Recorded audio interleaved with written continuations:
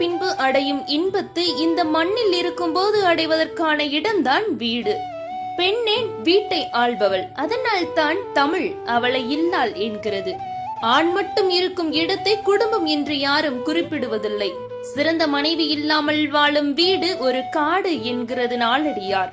குடும்பம் கோவிலாவதும் குப்பை மேடாவதும் பெண்ணின் குணத்தில் தான் இருக்கிறது. ஒருவருக்கு அவரது வீடு சிறந்த வாசஸ்தலம். வீட்டிலே தெய்வத்தை காண திறமையில்லாதவர் மலை சிகரத்தை அடுத்து மலை குகைக்கு போனாலும் கடவுளை காண முடியாது. அன்பும் ஆதரவும் இல்லத்தில் இல்லாமல் போனதால் மூளைக்கு மூளை முதியோர் இல்லங்கள், அனாதை விடுதிகள் முளைக்க தொடங்கிவிட்டன. குடும்ப அமைப்பு சிதைந்தால் உயிர்கள் உறவுகளற்று போகும்.